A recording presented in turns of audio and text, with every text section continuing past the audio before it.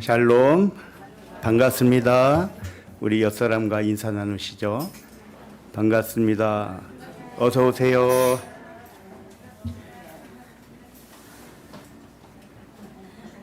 태풍이 잘 지나갔지요. 혹시 피해 보신 분 계신가요? 지붕이 날아갔다든지. 히브리어 샬롬을 헬라어로 뭐라고 하죠? 에이레네. 샬롬 또는 에이레네의 뜻이 뭐라고 생각하십니까? 평강,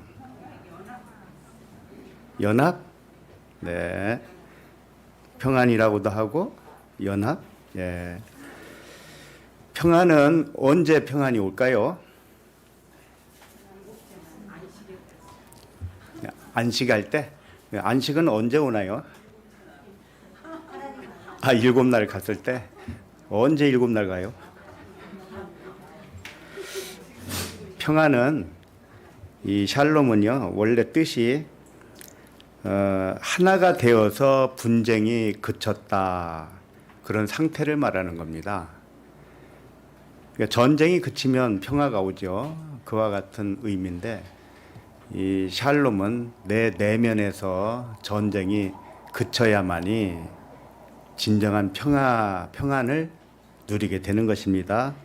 그래서 우리가 인사할 때 쓰는 용어가 안녕하세요 또는 평안하시지요, 이렇게 인사를 한단 말이에요. 이 인사의 뜻은 모두가 하나가 되었지요, 이런 것과 같아요. 분쟁이 사라졌지요, 이런 것과 같아요. 마음에 어떠한 다툼도 없이 평안하시지요. 이와 같이 서로 인사하는 목적은 우리가 쌍둥이와 같은 형제요 자매라는 것을 서로 고백하고 서로를 축복하는 겁니다. 우리 모두 하나됨의 의식으로 평안하시길 축복합니다. 네, 기도하겠습니다. 하나님 아버지, 세상에 속한 마음으로는 하나님의 마음을 이해할 수 없었으나 이제는 마음의 눈을 밝게 하신 그 은혜로 말미암아 아버지의 마음을 함께 공유하게 하심을 감사합니다. 모든 분쟁과 다툼이 그치고 사랑으로 하나 되어 평안을 누리게 하심을 감사합니다. 내면에서 분리된 의식을 주목하지 않게 하시고 생명과 평안을 주목하게 하시니 감사합니다. 이 시간에도 저희들을 축복하셔서 사랑의 하나님만 바라보게 하옵소서. 감사드리며 그리스도 이름으로 기도합니다. 아멘. 하나님의 말씀은 사도행전 3장 13절 한 절입니다. 함께 읽겠습니다. 시작. 아브라함과 이삭과 야곱의 하나님 곧 우리 조상의 하나님이 그의 종 예수를 영화롭게 하셨느니라. 너희가 그를 넘겨주고 빌라도가 놓아주기로 결의한 것을 너희가 그 앞에서 거부하였으니. 사도행전 19번째 말씀, 제목은 죽음은 없고 생명으로 존재한다 입니다. 오늘 말씀을 겉으로 보면 제목과는 잘 어울리지 않아 보일 것입니다. 그러나 하나님의 마음을 보셨다면 동의를 하실 것입니다. 죽음은 없고 생명으로 존재한다. 이 말씀이 동의가 되시나요?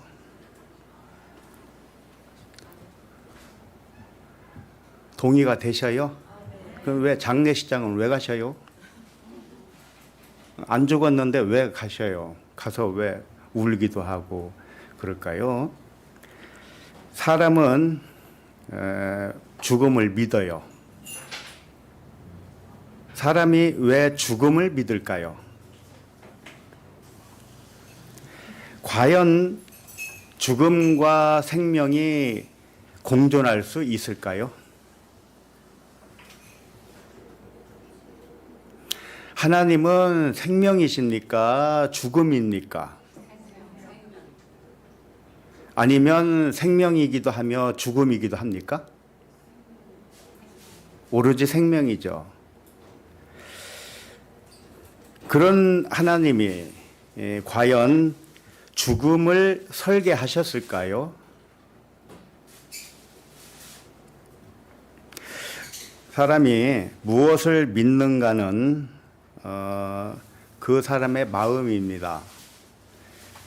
생명을 부정하면은 죽음이에요. 반대로 죽음을 부정하면 생명입니다. 맞죠? 그러니까 둘 중에 하나인 거예요. 죽음이 있다고 생각하면 생명을 부정한 것이고, 죽음이 없다 이렇게 믿으면 죽음을 부정했기 때문에 생명이 되는 것입니다. 마찬가지로 지옥이 있다 생각하면 천국을 부정한 것입니다. 지옥이 없다 생각하면 지옥을 부정한 것이죠. 그래서 천국만 있는 것입니다.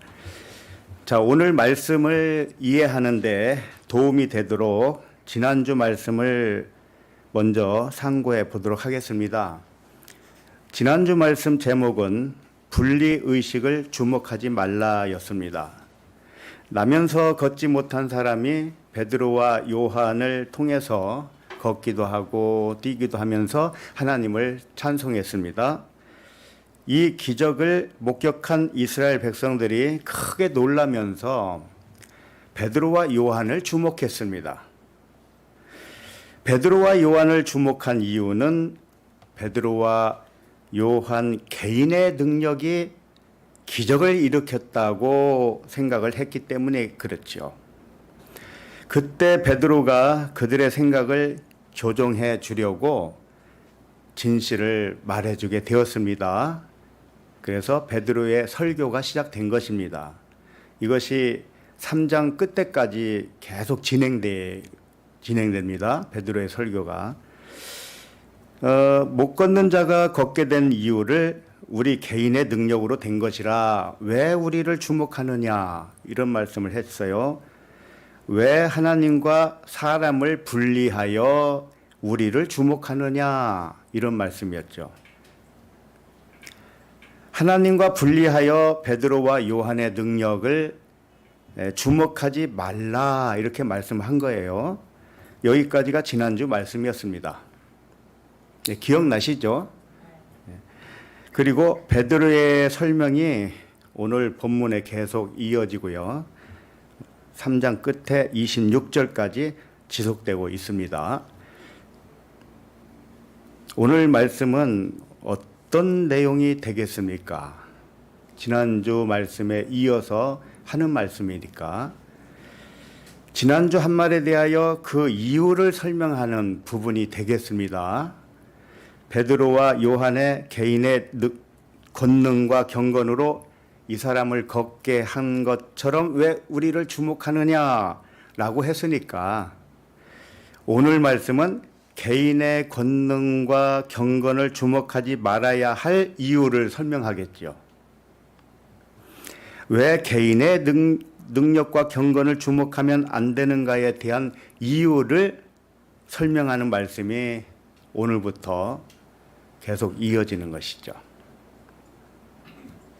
그러므로 모든 말씀은 사람의 오해를 풀어주는 데 목적이 있다 해도 과언이 아닙니다. 사람은 하나님도 오해를 하고요.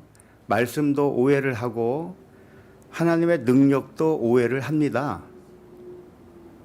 그래서 모든 오해가 풀어지기 전에는 판단하지 말라고 하셨던 것이에요. 사람은 옳게 판단할 수 없기 때문에 너희들은 판단하지 말아라 이렇게 말씀하신 겁니다. 왜 바르게 판단할 수 없을까요? 사람이. 그 이유는 간단합니다.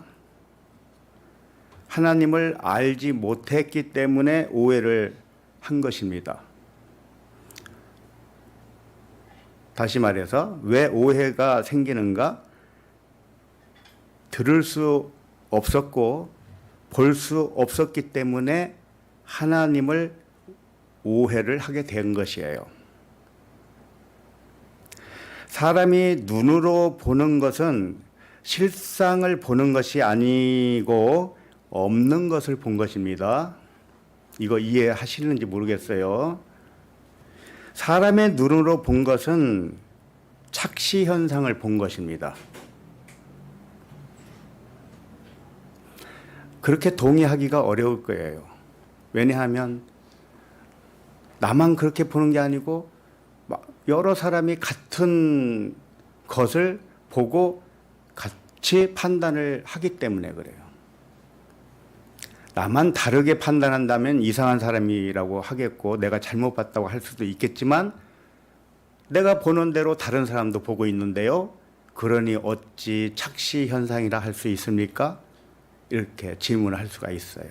그러나 사람은 몽땅 잘못 보고 있습니다. 그러니까 잘못 보니까 서로 잘못 본 것으로 같이 판단을 할 수밖에 없는 거예요.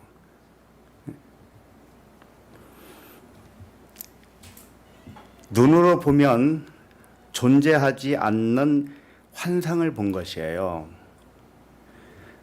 이것이 사람의 현실이기 때문에 예수께서 다음과 같이 말씀하셨습니다. 자, 요한복음 9장 41절을 봅니다. 네, 시작. 예수께서 이르시되 너희가 맹인이 되었더라면 죄가 없으려니와 본다고 하니 너희 죄가 그대로 있느니라.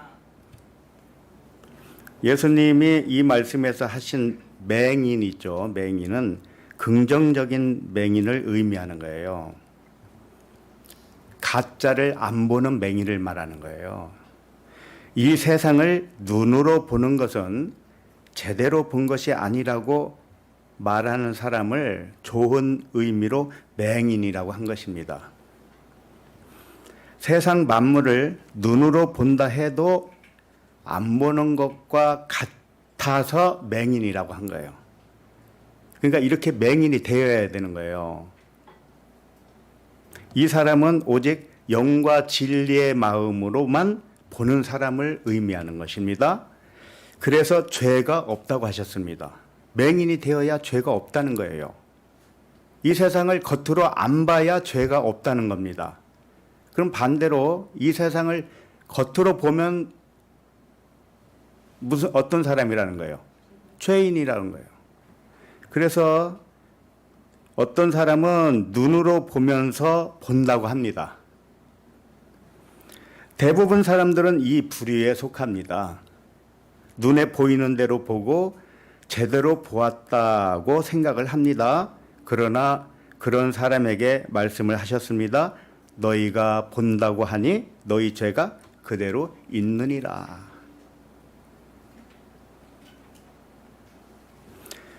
본다고 하면 왜 죄가 그대로 있다고 하실까요? 눈으로 본 것은 가짜를 본 것이기 때문에 그래요. 육신의 눈으로는 진짜를 볼 수 없다는 의미예요. 그러니까 이제는 다르게 봐야 될 거 아닙니까?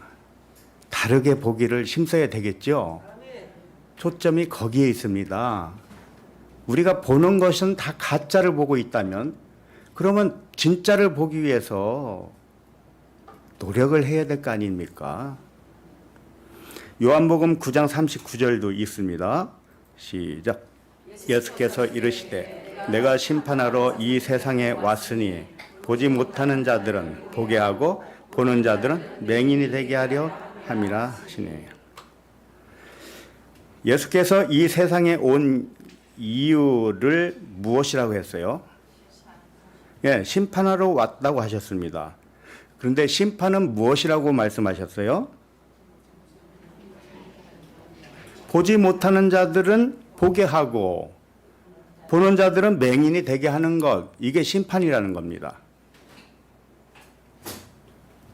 이런 심판은 받을 만하지 않아요?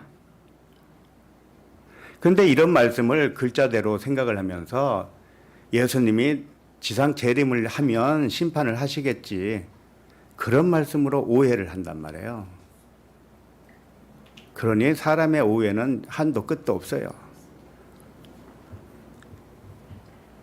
보지 못하는 자들은 보게 하고 이렇게 말씀하셨습니다. 그럼 무엇을 못 보는 자를 의미할까요? 세상 모든 만물을 눈으로 안 보는 자를 의미하는 거예요. 좋은 의미의 맹인이라고 그랬잖아요. 이 맹인을 의미한다고요? 그런 사람들은 보이는 대로 안 보기로 결단한 사람들을 의미하는 겁니다. 다르게 보겠다 이렇게 결단을 내린 사람들을 의미해요. 보이는 것에 너무 좋아하지 마시고 너무 슬퍼하지도 마시고 다 속은 거니까요. 그러니까 보이는 것으로 자랑하고 그러면 좌절하고 그러는 것은 진리를 몰랐다 이것을 증언하는 것밖에는 되지 않습니다. 그래서 이제부터는 보이는 대로 안 보겠다. 다르게 보겠다. 아주 기필코 나는 정말 보아야 할 것만 보겠다. 이렇게 결단하시기 바랍니다. 결단을 해도 잘 안 돼요. 그러니까 며칠 만에 한 번씩 해야 돼요. 3일 만에. 작심삼일이니까. 근데 사실은 3시간마다 해야 돼요. 3시간 가지고도 부족해. 3분. 3분마다 결단해야 돼. 다르게 보겠다. 다르게 보겠다. 진실을 보겠다. 지금 보는 건 다 가짜야. 이렇게 생각하시기 바랍니다. 이렇게 말하는 나를 미쳤다고 할 거예요. 그러니까 보이는 대로 안 보고 진실을 보겠다 이렇게 결단하는 사람에게는 보게 하겠다는 거예요. 무엇을요? 이 세상 겉모습과 전혀 다른 것을 보여주겠다. 그 다른 것이 무엇일까요? 하나님의 사랑이에요. 하나님의 신성입니다. 그리고 하나님의 평안입니다. 우리가 진정한 볼거리는 사랑밖에 없어요. 그리고 평안밖에 없어요. 생명밖에 없어요. 잘못 보기 때문에 평안이 없는 겁니다. 그리고 보는 자들은 맹인이 되게 하려 함이라 이렇게 말씀하셨습니다. 그럼 보는 자들은 또 여기 뭡니까? 여기서 보는 자들은 세상을 육신의 눈으로 보는 사람이죠. 본다고 하니 죄가 그대로 있느니라 여기에 해당되는 사람이잖아요. 그러니까 그런 사람들 눈으로 보고 착각하는 이 사람을 맹인이 되게 하는 것 이것이 심판이라는 겁니다. 말은 심판이라고 했지만 이건 은혜를 의미하는 거예요. 하나님의 은혜. 보는 사람은 못 보게 만들어서 진정한 것을 보게 하고 겉만 보는 사람은 맹인이 되게 해서 진정한 것을 보게 한다는 것. 이게 같은 이야기잖아요. 서두에 말씀드린 대로 사람은 눈으로 보는 것은요. 착시 현상으로 허상을 본 거예요. 그러므로 진리를 깨달은 사람들은 세상 만물을 제대로 보겠다고 결심하는 사람들입니다. 세상을 다르게 보면 어떻게 보이느냐? 하나님의 모든 피조물이 하나님의 사랑으로 보일 것이고요. 하나님의 생명으로 보입니다. 하나님의 평안으로 보입니다. 우리 도북 가족들만이라도 눈으로 보는 세상을 가짜로 여기시고요. 그 너머에 있는 하나님을 보시기 바랍니다. 그래야 평안을 얻습니다. 사람이 가장 오해한 것 중에 하나가 무엇일까요? 사람이 잘못 보고 있는 것 중에 대표적인 게 뭘까요? 죽음이에요. 죽음. 사람이 죽으니까 아 죽었다 이렇게 보는 거죠. 근데 그걸 잘못 봤단 말이에요. 이제 오늘은 그 문제 가지고 말씀을 나눌까 합니다. 13절 한 절인데 한 번 더 읽겠습니다. 시작. 아브라함과 이삭과 야곱의 하나님 곧 우리 조상의 하나님이 그의 종 예수를 영화롭게 하셨느니라. 너희가 그를 빌라도가 놓아주기로 결의한 것을 너희가 그 앞에서 거부하였으니. 서두에서 말씀드린 대로 사람은 하나님을 오해합니다. 많은 사람이 오해하는 것 중에 하나가 죽음이에요. 이 사람의 생각은 육체가 죽는 현상을 죽음이라고 오해를 했던 것입니다.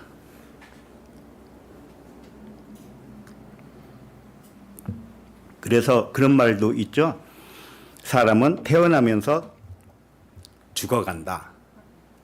그런 말도 있죠. 사람이 만들어낸 말입니다. 그리고 늙으면 죽는다고 믿었죠. 그렇잖아요.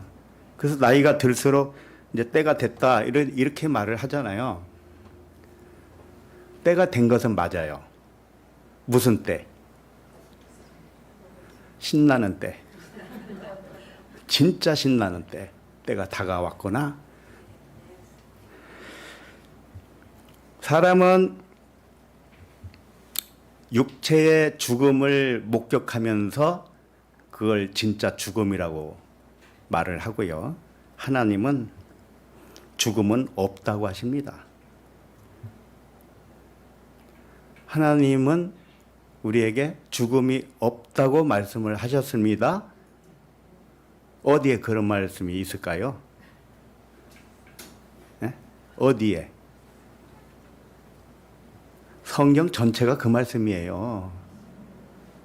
몰라서 그렇지. 그렇게 안 보니까 그렇지.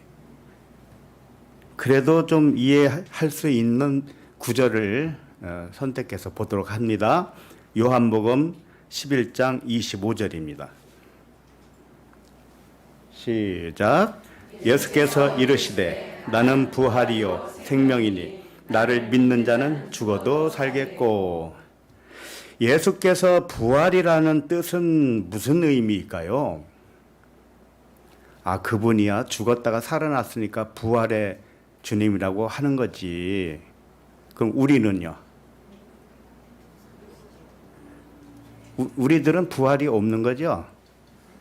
그러면 생명도 없는 것이고요. 그냥 죽음뿐이네요, 그러면. 그럼 우리도 부활이라고 믿고, 부활은 마음의 부활을 의미하는 거예요. 육신의 생각이 죽고 영의 생각으로 살아나는 것을 부활이라고 해요.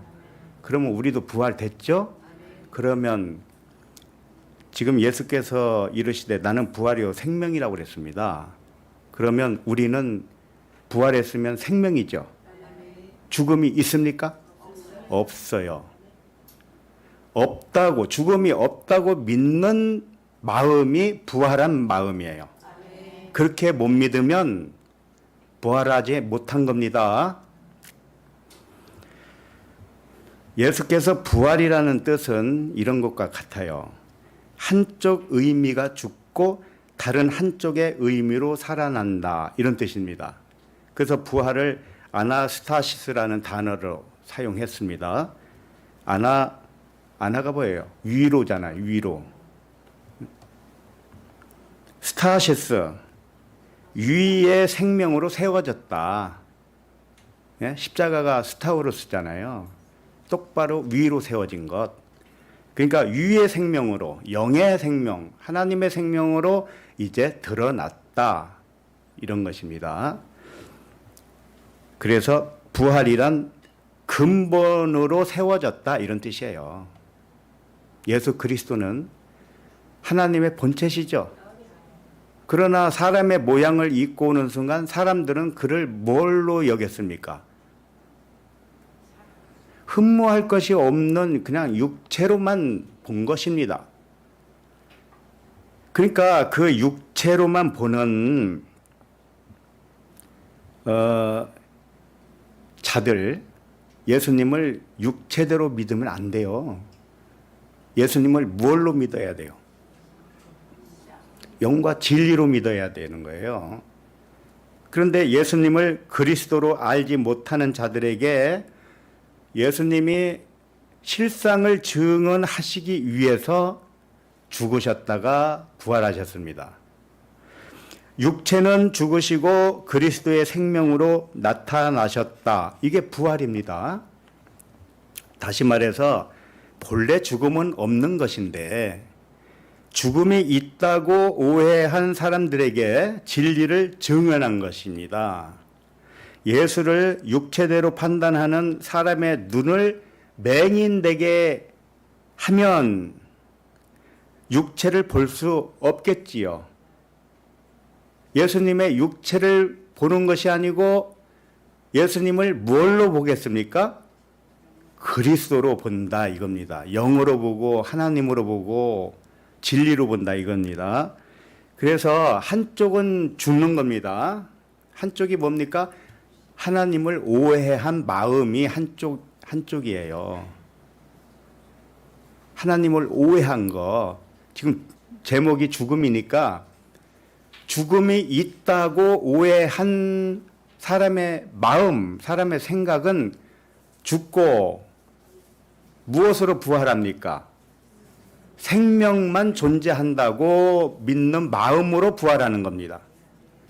이것을 예수님이 십자가에서 죽고 부활하심으로 우리에게 가르쳐 줬단 말이에요. 그와 같이 너희들이 나를 믿는 자는 죽어도 살겠고 그랬죠. 예수님을 어떻게 믿는 자를 의미하느냐? 예수님을 육체대로 판단하지 않고 그리스도로 믿는 자를 의미합니다. 이렇게 믿는 자도 예수님과 같이 똑같이 부활한 사람이라는 거예요. 그래서 그렇게 믿는 자는 죽어도 살겠고 이렇게 된 거예요. 죽어도 산다는 게 뭐냐면 그러면 죽어도 살고 살아도 살고 뭐 이런 말이겠네요. 그런 뜻이 아닙니다. 죽어야 산다 이런 뜻이에요. 죽어야 사는 겁니다. 오해된 생각이 죽어야 진실로 살아나는 것이 아니겠습니까? 그래서 나를 믿는 자는 죽어도 살겠고가 아니고 나를 믿는 자는 죽어야 산다 또는 죽어서 산다 이런 뜻입니다. 나 자신을 육체대로 판단하던 의식이 죽어서 그리스도의 생명으로 살아난다는 의미예요. 나 자신을 육체대로 판단하던 의식이 죽어서 온전한 영과 진리로 살아난다 이런 뜻입니다.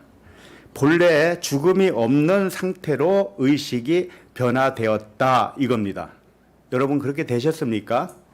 아직도 죽음이 있다고 생각하십니까? 아직도 말끔하게 가시지는 않았을 거예요. 아 그래도 죽는 거 있잖아. 항상 그 마음이 나를 누릅니다.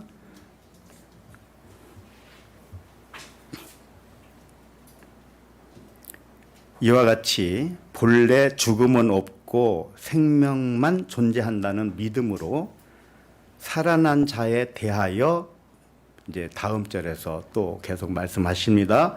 다음 절 26절도 봅니다. 시작. 무릇 살아서 나를 믿는 자는 영원히 죽지 아니하리니 이것을 네가 믿느냐? 우리 각자에게 지금 질문한 겁니다. 무릇 살아서 믿는 자, 죽음이 있다는 생각이 죽고 살아난 자, 그리스도의 생명으로 믿고 살아난 자, 그는 영원히 죽지 아니하리니 이것을 네가 믿느냐? 우리 각자에게 질문을 했습니다. 쉽게 말하면 죽음이 없고 생명만 존재한다고 믿느냐? 이렇게 질문한 거라니까요. 죽음은 없다고 믿으십니까? 진실이에요? 그러면 자식들에게 유언을 남기시기 바랍니다. 내가 죽거든 내 몸뚱아리는 불로 태워서 바다에 뿌려다오. 이렇게 하세요. 낙골당 같은 거 이런 거 돈 들여서 하지 말라고 그러고요. 또 좀 마음이 좀 넓다 하는 사람들은 뭐라고 하는 줄 알아요? 나를 대학으로 기증해야지. 시체가 넘칩니다요. 넘쳐. 그것도 수입한다고 하더라고. 그래서 요즘은 잘 받아주지도 않는데요. 기증을 하든 뭘 하든 그것도 조차도 사람의 마음이에요. 진실을 알으라고. 진실은 뭡니까? 몸은 없는 것입니다. 우리가 보고 있는 육체는 없는 것입니다. 없는 것을 있는 것처럼 보고 있는 거예요. 다 속고 있는 겁니다. 그러면 우리가 보고 있는 게 무엇입니까? 우리가 보고 있는 이 몸의 진실이 무엇입니까?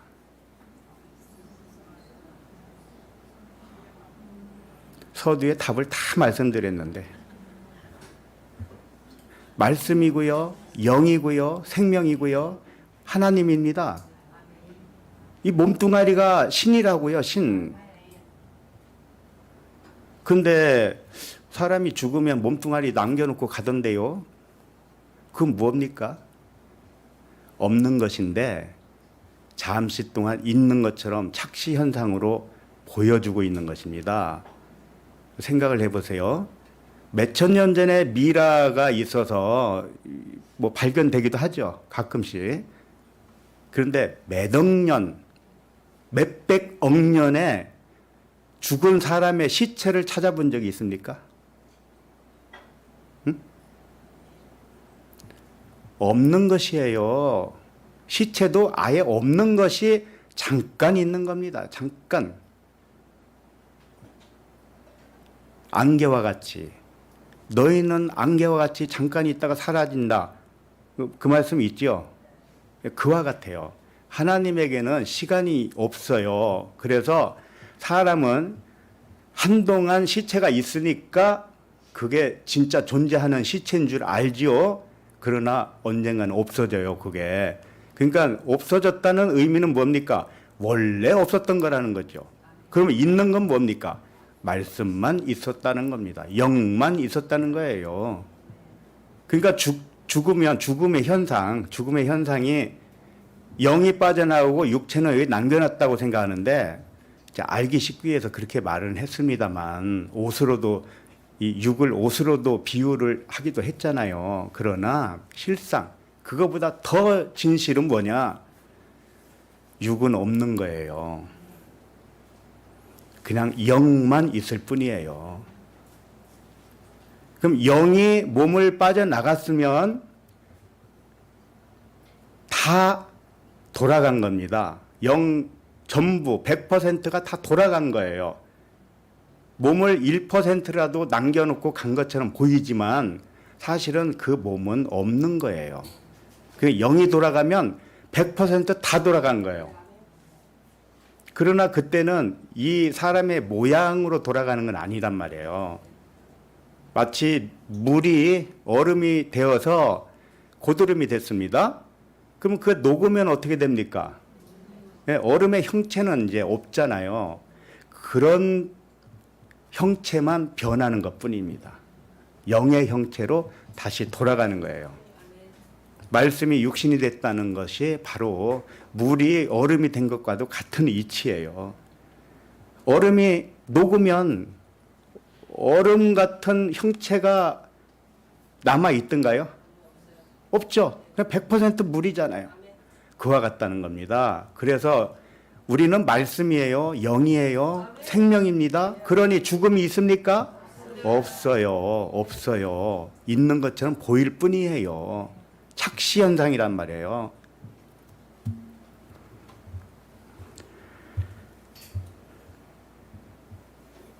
그래서 죽음을 죽음은 없다고 믿는 사람이 진짜 믿는 사람이에요.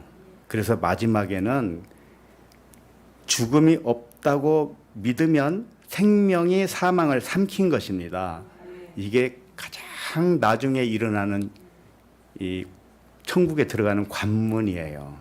우리가 생명책에 기록되는 그 관문이 뭐냐?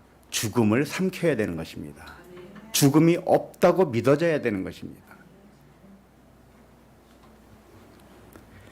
오늘 사도행전 본문은 7날의 언약 중에서 7째 날로 보는 것이에요. 그러니 이 죽음이 없다는 그 믿음이야말로 안식을 가져다 주는 7째 날이란 말이에요.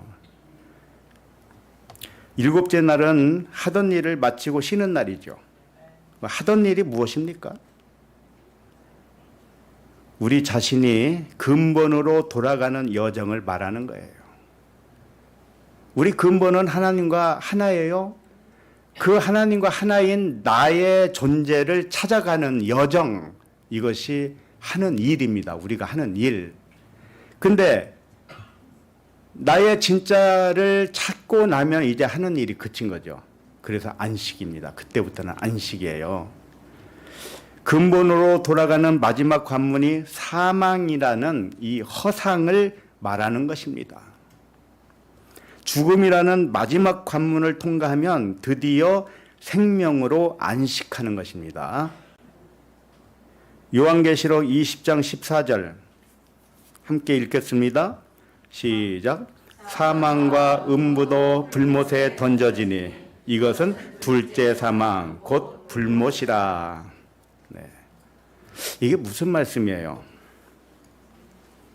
사망과 음부도 불못에 던져지니 이것은 둘째 사망 곧 불못이라. 여기서 사망 나왔죠. 사망과 음부도 나왔습니다. 사망은 뭐겠어요?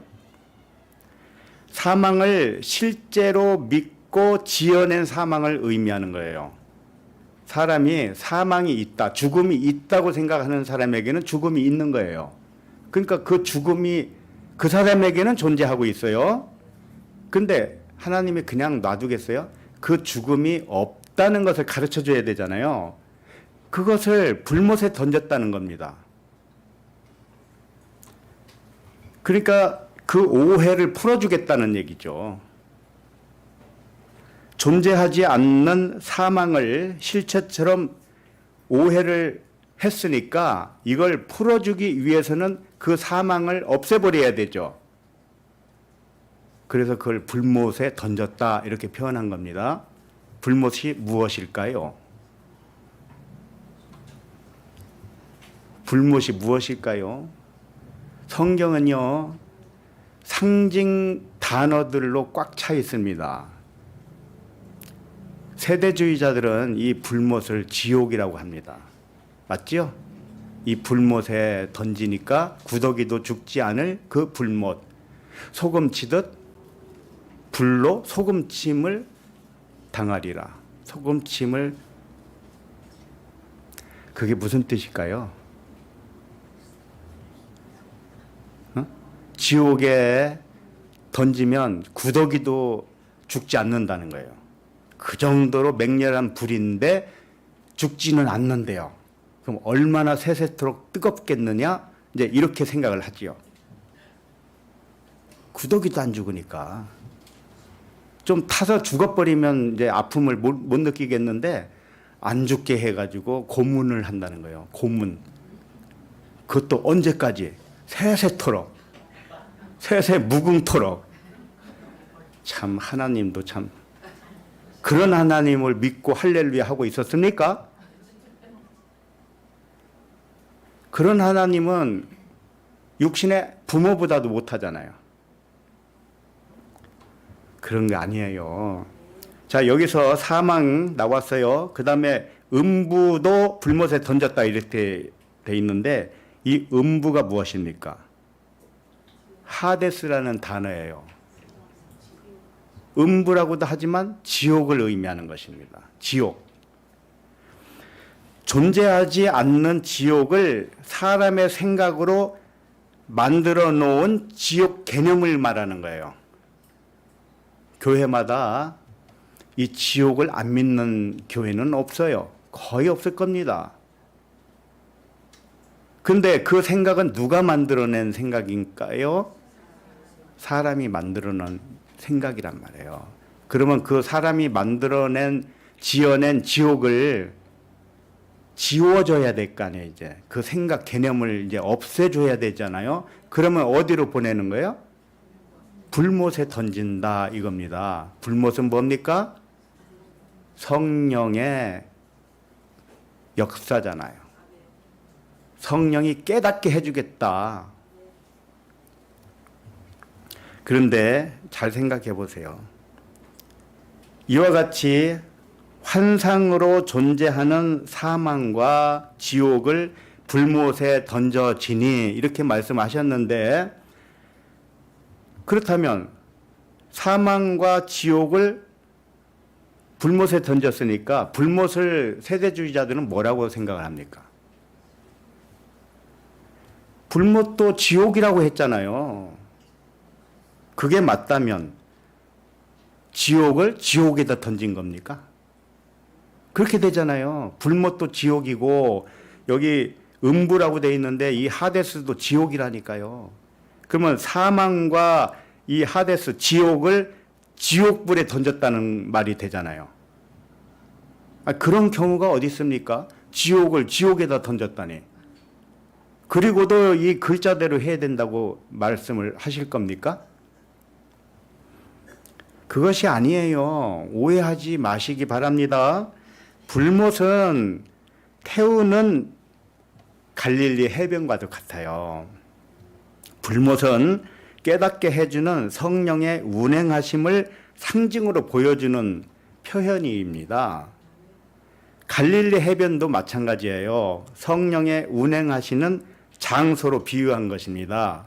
갈릴리 해변에서 부활한 예수님과 제자들이 만났잖아요. 그래서 예수님과 제자들이 같은 말을 하기 시작하는 겁니다. 오해가 다 태워지고 예수님과 같이 똑같은 말을 하게 되는 것, 이것이 불못입니다. 하나님은 사랑밖에 없어요. 불못이 왜 지옥이라고 생각을 하셨습니까? 예? 구더기도 죽지 않는 그곳에 던지면 불로 소금 치듯 하리라 그랬습니다. 그 다음 절이 뭐라고 하는지 알아요? 소금은 좋은 것이로되 이랬습니다. 찾아서 읽어보세요. 정말 내 말이 뻥인지 아닌지.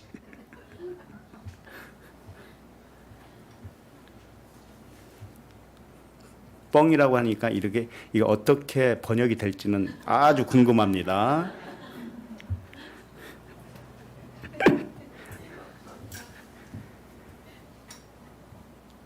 그래서 불은 성령을 의미해요. 성령의 불 이러잖아요. 불은 내 생각, 육신의 생각을 태운다는 뜻입니다. 태우려면 어떻게 되겠어요? 깨닫게 해줘야 되죠. 깨닫게 해서 태운다. 이걸 성령의 불못이라고 했던 것입니다. 그러니까 사망과 지옥을 불못에 던졌다는 뜻은 사망과 지옥이 존재한다고 생각하는 육신의 생각을 성령의 불로 태워서 사라지게 했다. 이것이 둘째 사망이다. 이렇게 말씀하셨던 겁니다. 둘째 사망을 다른 것으로 생각하지 마세요. 첫째 사망과 둘째 사망은 물세례, 불세례를 의미해요. 물세례와 성령 세례. 물과 성령으로 거듭나지 아니하면 하나님 나라를 볼 수도 없고 갈 수도 없어요. 그 말씀이란 말이에요. 그 물세례는 첫째 사망이요. 성령 세례는 둘째 사망입니다. 그런데 성경에 둘째 사망은 지금 글자로 나와 있죠. 분명히. 그런데 첫째 사망이라는 글자가 있습니까? 본 적이 있습니까? 첫째 사망. 첫째 사망이라는 말은 없어요. 그런데 첫째 사망은 있어요. 또 아니 첫째 부활은 있어요. 말이 혼나오네. 첫째 사망은 없으면서 첫째 부활은 있습니다. 그런데 이상하게 둘째 사망은 있는데 둘째 부활이라는 단어는 또 없어요. 이래서 사람들이 헷갈리는 거죠. 그런데 다 알게 해놨거든요. 첫째 부활이 있다면 반드시 첫째 사망이 있어야 맞지요? 안 그래요? 첫째 부활이라는 단어가 나와요. 그렇다면 전제가 뭡니까? 첫째 사망이 있었다는 거잖아요. 근데 첫째 사망이라는 글은 없어요. 그냥 사망이라고만 나와 있어요. 그냥 사망이라고 나와 있지만 그건 첫 번째 사망이구나 이렇게 생각할 수밖에 없는 거죠. 왜? 둘째 사망이 있으니까. 그와 같이 둘째 사망이 있다면 둘째 부활이 있어야죠. 그렇잖아요? 근데 둘째 부활이라는 단어는 또 없어요. 이래서 사람들이 이걸 가지고 헷갈려 하는 겁니다. 둘째 사망만 있고 둘째 부활이 없으면 그건 비극으로 끝나는 거 아닙니까? 맞지요?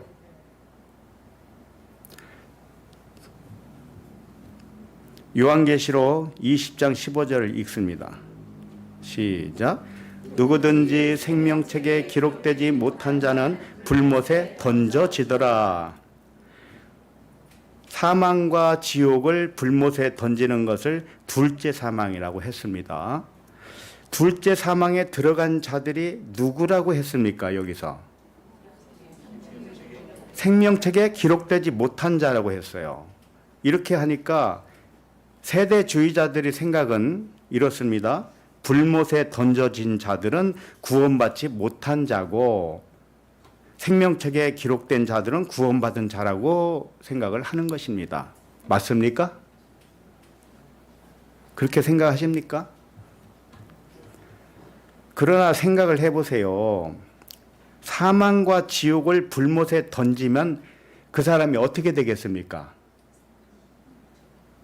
사망과 지옥이 있다고 생각하는 사람이 불못에 던져졌다는 것은 성령의 깨달음을 받았다는 거잖아요. 그럼 성령의 깨달음을 받으면은 그 사람의 이름이 어디에 기록이 됩니까?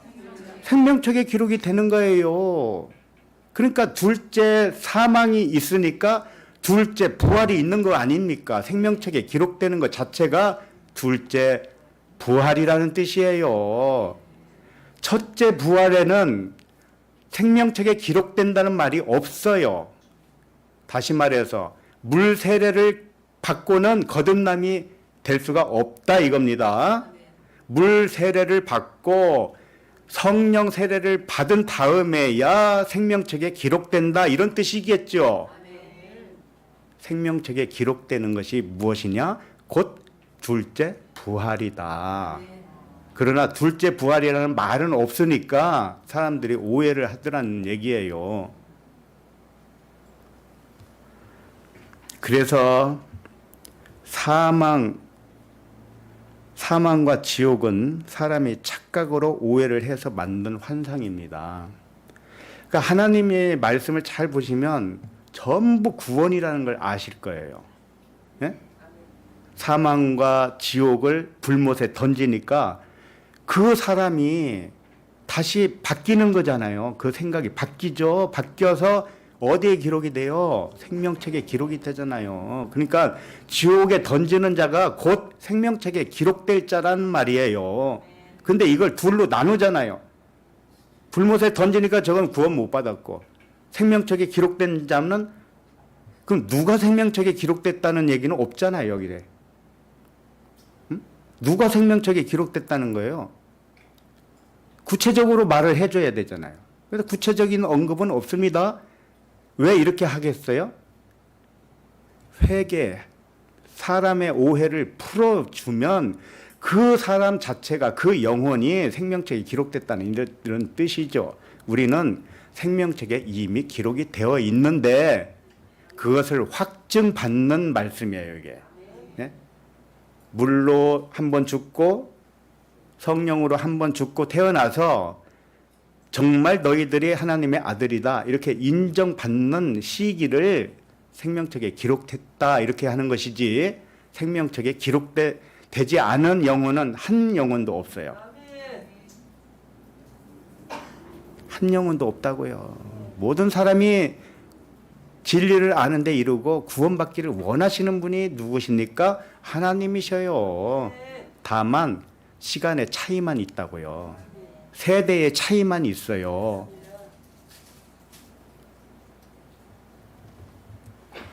그렇다고 맘 놓고 있지는 마세요. 왜냐하면은 내가 복음을 전하지 않아야 하면 화가 미치리라 아주 속에서 불이 나와서 못 참는 겁니다.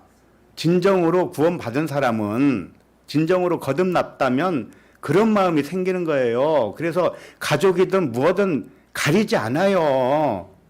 아이고 남편이 무서워서 이런 얘기 했다가 지옥이 없다, 뭐 죽음이 없다 얘기하면 짐 싸가지고 나가라, 그 교회로 가든가 이렇게 할까봐 무서워서 말을 건네지도 못하죠. 이래도 힘들고 저래도 힘들 바에는 바른 말 하고서 힘든 게 낫겠네요.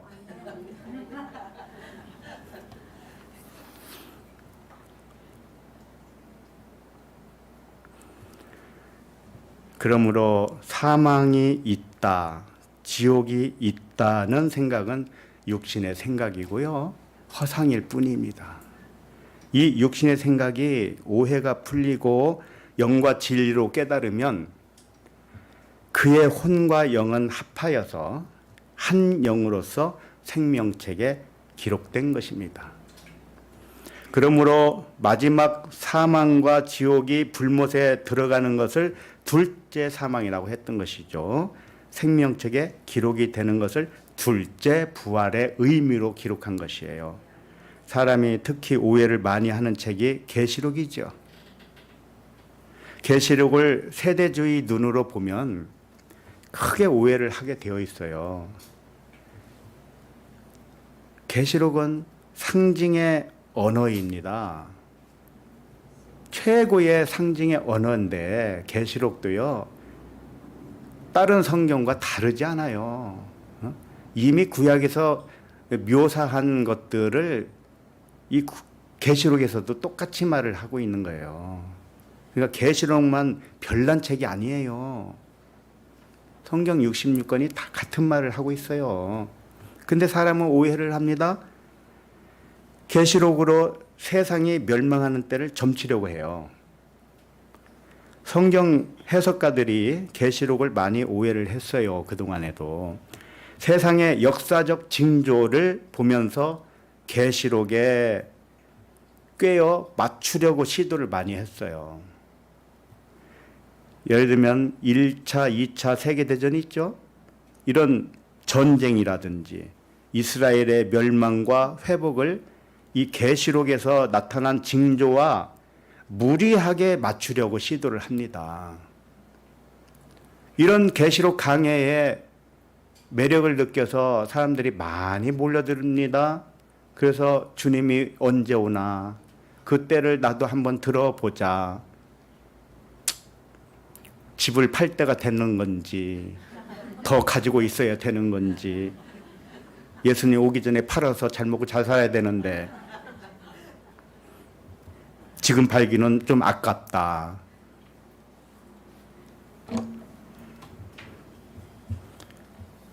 사람들은 하나님을 크게 오해를 합니다. 성경은요, 창세기부터 계시록까지 그리스도에 관하여 증언한 말씀이에요. 성경 말씀은 상징의 언어를 사용하여서 모형과 그림자로 기록한 것입니다. 천국을 밭에 감추어 놓은 것과 같아요. 그리스도의 계시가 아니면 풀 수 없는 말씀이에요. 이 비밀이 풀리지 않고 비유가 풀리지 않으면 모든 성경은 자신의 밖에 있는 말씀이 됩니다. 그러니까 밖에 있으니까 이 세상 역사하고 이게 맞추려고 시도를 하는 거예요. 그 성경 말씀이 나 자신에 관한 증언인데 그것은 제껴놓고 이 성경 말씀이 이 시대 역사와 어떤 조화를 이루어 보려고 시도를 해요. 그래서 이슬람 국가,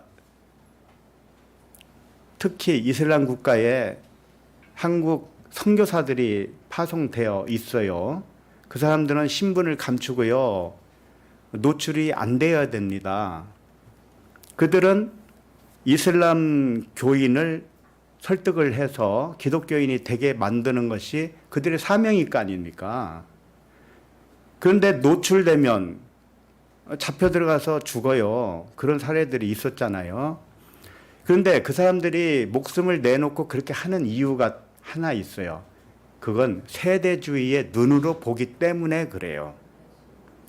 때가 다 됐다 이렇게 생각을 하는 겁니다. 이제 예수님의 재림의 때가 다 왔다. 이 세상 멸망할 때가 다 왔다. 다 됐다. 이렇게 생각을 하는 겁니다. 그래서 무화과 나무 잎이 푸르면 때가 된 줄 알아라. 그런 말씀이 있어요. 그러니까는 이스라엘이 멸망했다가 다시 회복되니까 무화과 나무 잎사귀가 푸른색이 된 게 아니냐. 때가 다 된 거 아니냐. 이런 생각을 하는 거예요. 아니, 이스라엘이 왜 회복이 된 겁니까? 왜 땅은 회복되려면, 이왕이 되려면 전부 다 되지, 왜? 팔레스타인이 왜 또 장악을 해요? 일부는. 하나님의 능력이 없어서 그럽니까? 이왕이 회복하려면은 예루살렘 성전도 다시 짓게 만들어야 되는 거 아닙니까? 하나님의 능력이 없으십니까? 그런 것으로 이 계시록 역사를 꿰어 맞춰요. 자꾸 꿰어 맞춘다고요.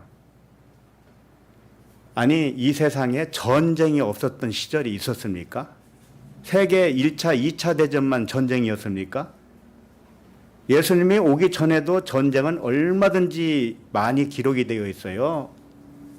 이스라엘이 아수르와 바벨론으로 끌려가서 다 멸망을 했습니다. 그런 전쟁도 있었습니다. 그리고 이 지구상의 역사는 전쟁의 역사라고 할 만큼 그렇게 전쟁이 많고요. 화산 폭발이나 지진이나 이것은 수천 년 전부터도 있었던 것입니다. 그런데 요즘 어디 화산 하나 폭발하면 아이고 때가 됐나 봐. 호들갑을 떨어요. 어디 지구상에 어디 한쪽에서 전쟁 나면은요, 이제 저게 번져가지고 3차 대전이 일어날 거라는 거예요. 그걸 아주 그렇게 되기를 바라고 있어요. 가만히 보면. 3차 대전이 일어나가지고 이 계시록하고 한번 봐라. 내가 이 강의했는데, 계시록을 강의했는데 3차 대전이 일어날 것이라고 내가 예언하지 않았느냐? 그 예언이 맞으려면 어떻게 되겠어요? 빨리 3차 대전이 일어나야지. 사람은 사촌이 땅을 사면은요, 굉장히 배가 아프다는 말이 있죠. 자기가 강해를 해 놓으면은요, 빼도 박지도 못하죠. 그 사람의 강해는. 세상에 많이 책으로 나와 있죠. 주석들도 많이 있죠. 강해 서적들이 얼마나 많이 있습니까? 그것은 한번 나오면 빼도 박지도 못해요. 근데 읽어보면 진짜는 거의 찾아보기 힘듭니다. 오히려 진짜는 성경하고 관련이 없는 곳에서 찾을 수도 있어요. 그렇게 사람이 눈이 멀어 있어요. 그러니 이 기독교 안에서 신학을 했다든지 그 신학을, 교리 신학을 한 사람들이 가르치는 그 목사 밑에서 성경을 배웠으니 얼마나 하나님을 오해를 많이 하겠습니까? 물론 나도 마찬가지였었어요. 그러나 긍휼히 여기사 하나님이 진짜를 알게 해주셨거든요. 그 과정을 제가 얘기하면은 3박 4일 가지고 부족합니다. 그냥 그런 것이 있었다라고만 알고 계세요. 그냥. 제가 그냥 내 개인의 말로 이런 복음을 전한다고 하겠습니까? 네? 개인을 주목하지 마세요. 저를 주목하지 마세요. 우리는 다 하나예요. 다만 먼저 계시를 받아서 말해주는 사람이 있고 그 뒤에 따라온 사람이 있고 그 차이밖에 없는 겁니다. 더 나은 영혼도 없고요. 부족한 영혼도 없어요. 우리는 다 하나입니다.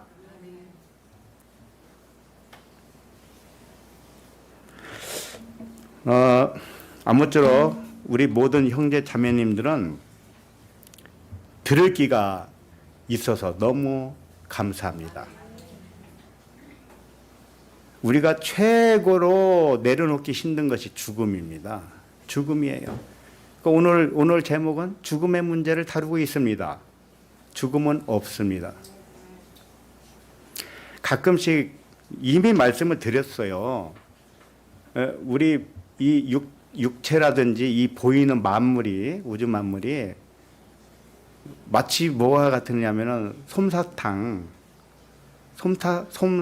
같이 이 부풀려 있다라고 그랬잖아요. 그와 같은 겁니다. 사실은 겉으로 보이는 것은 가짜예요. 근데 그 보이는 것조차도 말씀이라는 거예요. 보이는 것조차 영입니다. 왜? 하나님밖에 없으니까요. 하나님은 영이시잖아요. 하나님이 보이도록 나타나도 하나님이고 안 보이도록 나타나도 하나님이에요. 하나님밖에 없어요. 그러니 이 세상을 어떻게 봐야 되겠습니까?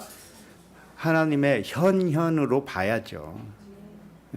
겉으로 보면 이 세상은 실망스럽게 다가올 수밖에 없는 거예요. 이 세상은 그래요.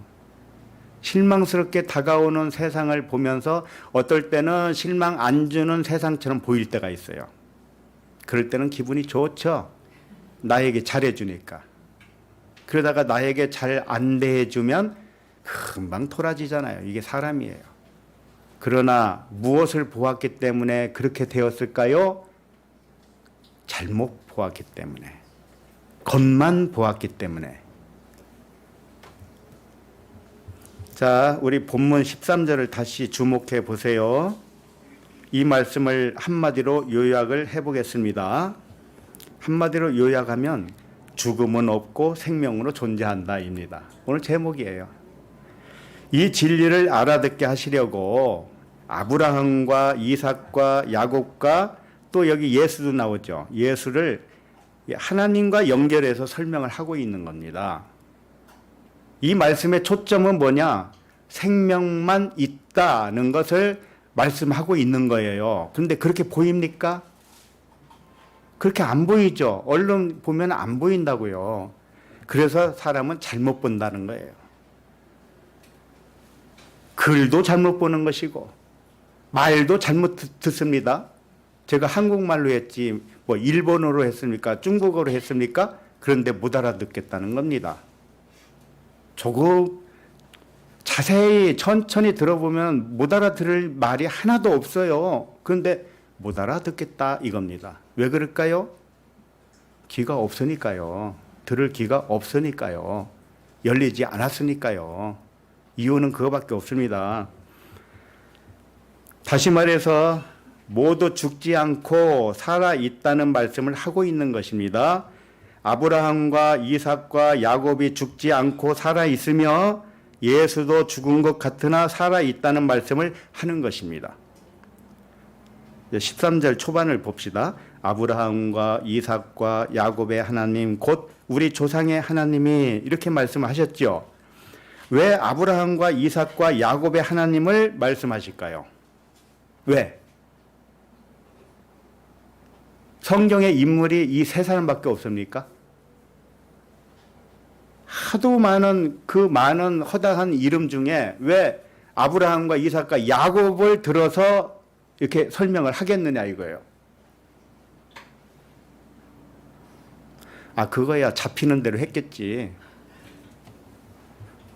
베드로가 설교하다 보니까 아브라함, 이삭, 야곱이 금방 생각나서 그렇게 얘기했겠지. 그럴까요?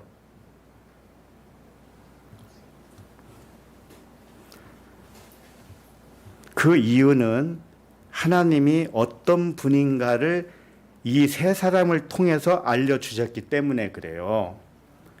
마태복음 22장 32절을 봅니다. 시작. 나는 아브라함의 하나님이요 이삭의 하나님이요 야곱의 하나님이로다 하신 것을 읽어보지 못하였느냐? 하나님은 죽은 자의 하나님이 아니요 살아있는 자의 하나님이시리라 하시니. 왜 아브라함과 이삭과 야곱을 들어서 말씀을 하시는 이유를 알겠지요. 뭡니까? 하나님은 죽은 자의 하나님이 아니고 살아있는 자의 하나님이라는 뜻이에요. 그렇다면 하나님만 살아있고 아브라함은 죽었다는 뜻인가요? 아니에요? 그럼 아브라함도 지금 살아있다는 얘기죠? 아브라함의 그 사람 모습은 없습니다. 돌아갔으니까요. 그러나 그도 신이었잖아요. 똑같은 하나님의 부분이었단 말이에요. 영이었다고요. 그러니까 영으로 돌아갔으니 살아있는 것입니다. 하나님은 죽은 자의 하나님이 아니요 살아있는 자의 하나님이라는 진실을 이제 알려주시는 말씀이죠. 이것을 다시 한번 해볼게요. 나는 아브라함의 하나님이요 이렇게 하신 의미가 무엇일까요? 하나님만 살아있는 하나님이다 이것만 얘기하려고 그랬을까요? 하나님은 살아있는 존재이기 때문에 아브라함도 하나님과 함께 살아있는 아브라함이다 이 말씀을 하신 거예요. 그 다음에 이삭의 하나님이요 라는 말씀도 이삭이 하나님과 함께 살아있는 이삭이다 이렇게 말씀하신 겁니다. 야곱도 마찬가지예요. 야곱의 하나님이라 이 하신 말씀도 야곱이 하나님과 함께 살아있다 이런 뜻입니다. 이제 아셨죠? 그러면 아브라함, 이삭, 야곱이 죽었다는 말을 하지 않았다는 거잖아요. 죽음은 없다 이걸 말씀하시는 겁니다 지금. 그럼 이것을 이제 적용을 해보세요. 자신에게. 가족 중에 먼저 돌아가신 분을 떠올려 보세요. 우리 아버지와 어머니는 하나님과 함께 살아있는 아버지와 어머니다. 이렇게 적용해 보시기 바랍니다. 먼저 간 우리 아들이나 딸이 하나님과 함께 살아있는 아들과 딸이다. 이렇게 적용해 보시기 바랍니다. 죽음은 없어요. 죽음은. 그러나 아들이 아들 모습으로 있겠습니까? 형체는 바뀌었습니다. 고드름이 녹으면 물이 되듯이 형체는 바뀌었습니다. 그러니 거기 가서 아들 찾을 생각은 하지 마세요. 네? 그 아들이 나와 하나예요. 그럼 어디서 찾아요? 나와 하나니까 나를 보면 되지.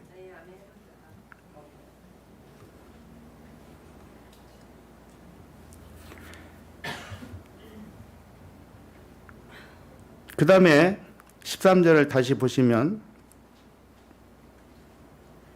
그의 종 예수를 영화롭게 하셨느니라 이 말이 있죠. 그 종 예수를 종이라고 했습니다. 왜 그랬을까요? 그는 예수 그리스도 그는 근본 하나님의 본체였습니다. 맞죠? 그러나 자기를 비우고 신분을 낮춰서 사람의 모양, 곧 종의 형체를 입었기 때문에 종이라고 한 거예요. 그럼 우리는 어떻습니까? 우리도 하나님과 원래 본체였어요. 그러나 나를 비웠습니다. 기억을 비웠어요. 그리고 내 신분을 낮췄습니다. 그리고 사람의 모양을 갖췄습니다.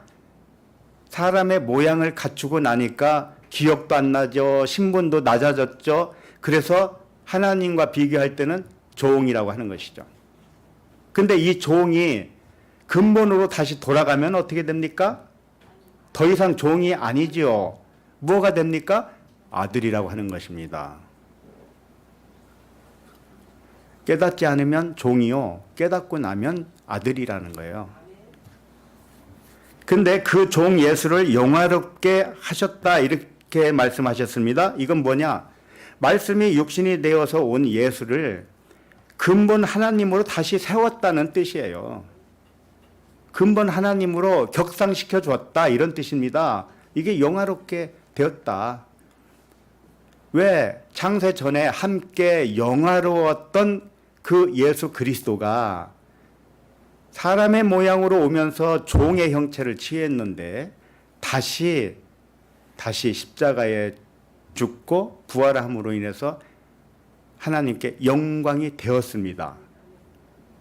그걸 말하는 거예요. 우리도 마찬가지예요. 우리가 언제 하나님이 우리를 영화롭게 하느냐? 근본으로 돌아가는 것을 영화롭게 해 주셨다. 그렇게 표현하는 것입니다. 말씀이 육신이 된 사람을 보면서 육신을 죽을 육신으로 오해를 하면 안 돼요. 이제는 그렇게 오해를 하면 안 되고요. 육신이 죽은 현상이 있다 할지라도 분명히 현상은 있습니다. 죽는 현상은 있어요. 그렇다 할지라도 죽은 것이 아니라는 사실을 믿으시기 바랍니다. 왜냐하면 육신이 말씀이기 때문에 그렇습니다. 육신이 말씀이 됐으니까 육신이 말씀이지 뭐겠습니까? 말씀이 육신이 됐으니까.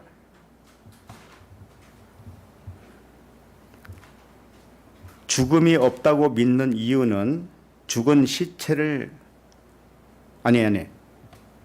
죽음이 있다고 믿는 이유는 죽은 시체를 보기 때문에 그래요. 그럼 오늘 말씀 초반에 드린 말씀이 무엇이었습니까? 사람은 볼 수 없다는 거잖아요. 실상을 볼 수가 없다는 겁니다. 그러면 사람이 죽은 시체를 보더라도 잘못 보고 있는 겁니다. 매직이라고 있죠. 마술, 트릭, 이게 속이는 거잖아요. 하나님은 우주 만물로 우리를 속이고 있습니다. 속이고 있어요. 다 환상을 보고 진짜라고 여기도록 트릭을 사용하고 계십니다. 이게 하나님의 능력입니다. 사람도요, 마술사들을 보면서 감탄을 하잖아요. 예? 근데 하나님은 마술 중에 마술, 예?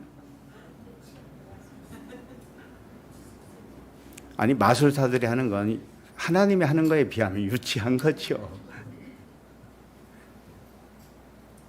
유튜브를 봤는데, 영상을 하나 봤는데 사람이 이 광장에서요, 의자도 없는데 의자 앉은 모습을 취하더라고요.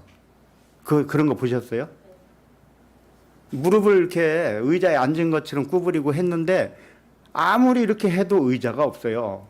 참 이게 얼마나 신기합니까? 근데 그 사람이 만약에 반바지를 입었으면 들통납니다. 왜? 바지 속에 쇠가 이렇게 있어요.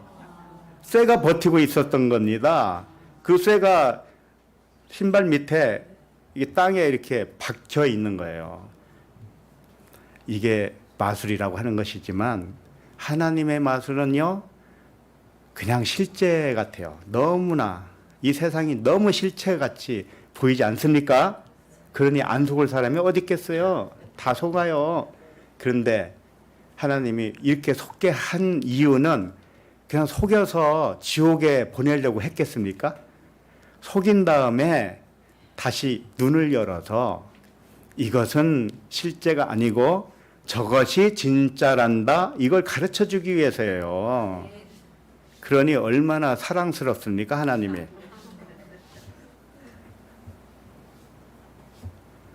속지 마세요. 보이는 대로 속지 마세요.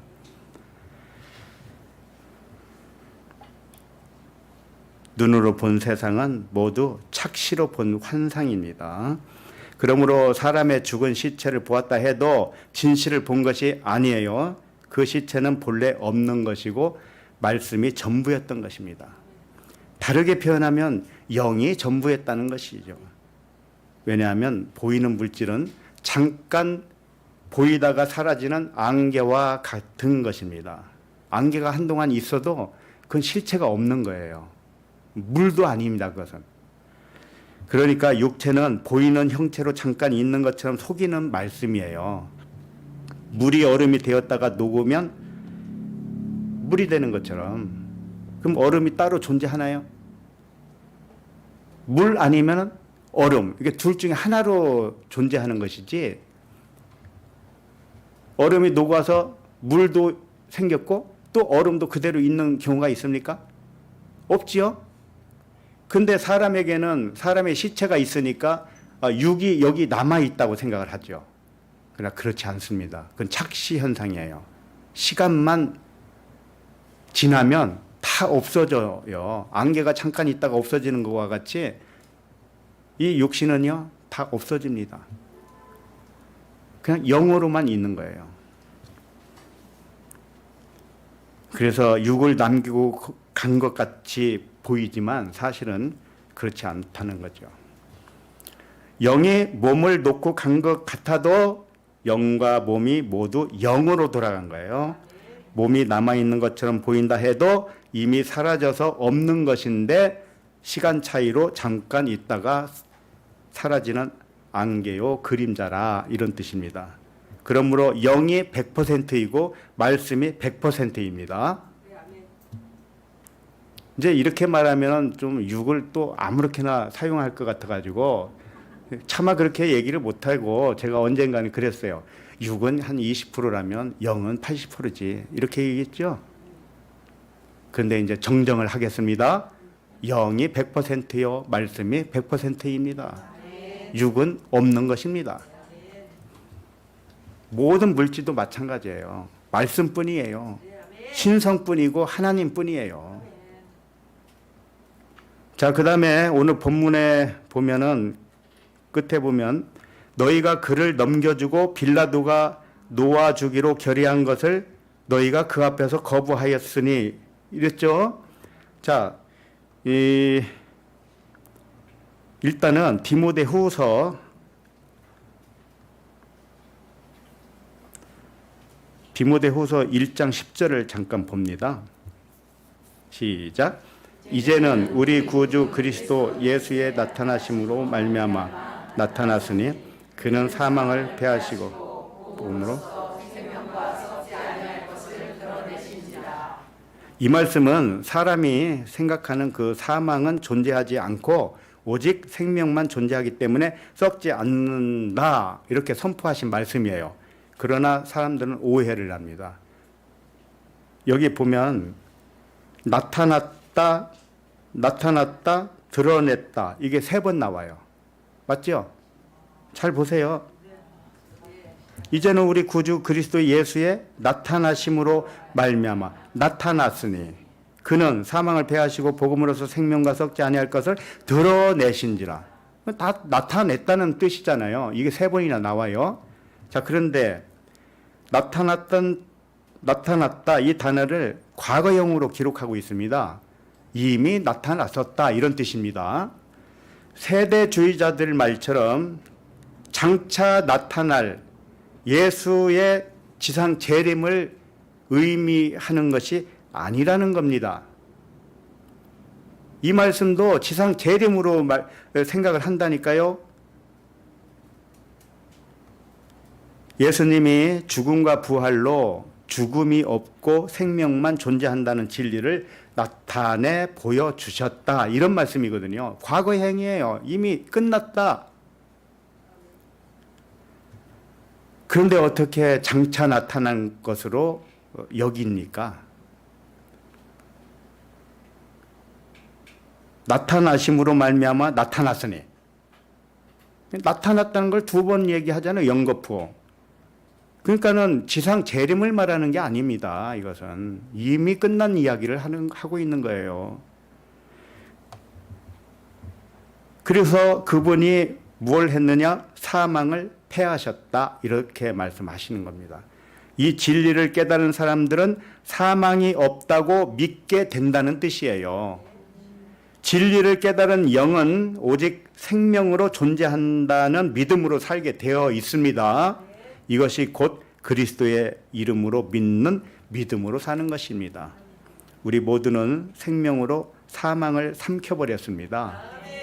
우리에게는 죽음이 없고 영원한 생명으로 존재하고 있습니다. 자, 본문 13절 끝에만 봅니다.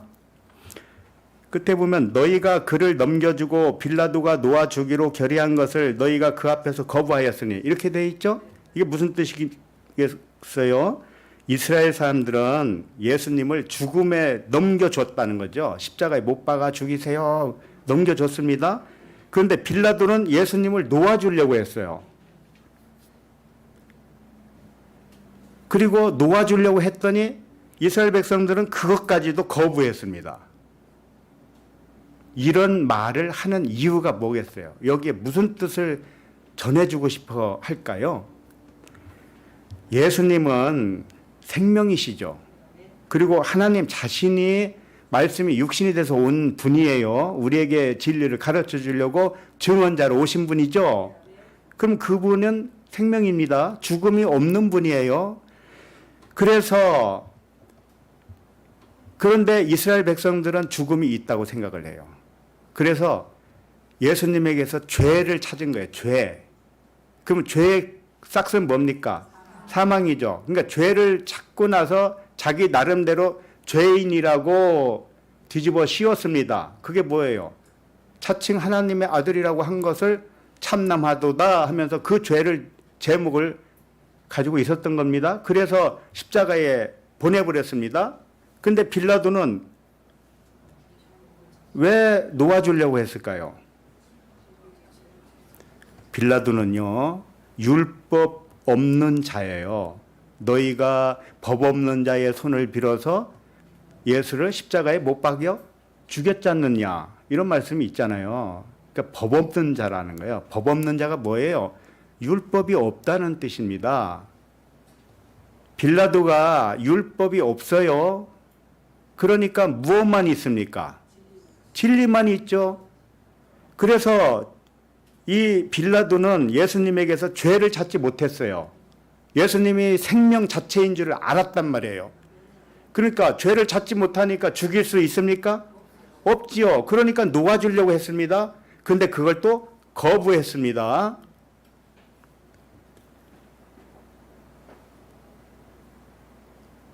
그러니까 성경을 빌라도는 나쁜 놈, 이렇게 보면 안 됩니다. 빌라도에게 고난을 받아서 십자가에 못 박혀 죽으시고, 이건 사람의 생각이 쓴 거예요. 사도들은 그런 말 쓴 적이 없습니다. 빌라도는 진리를 표방하고 있었단 말이에요. 법 없는 자, 율법이 없는 자. 그렇다고 해서 빌라도가 진리를 다 깨닫고 있는 사람이라고 여기지는 마세요. 빌라도를 그렇게 사용한 거예요. 하나님이. 사용함으로 인해서 이렇다, 진리는 이렇다라는 것을 보여주고 있는 겁니다. 그래서 이스라엘 백성들은 빌라도가 예수를 놓아주려고 했는데 그들은 예수를 거부했습니다. 왜 그랬을까요?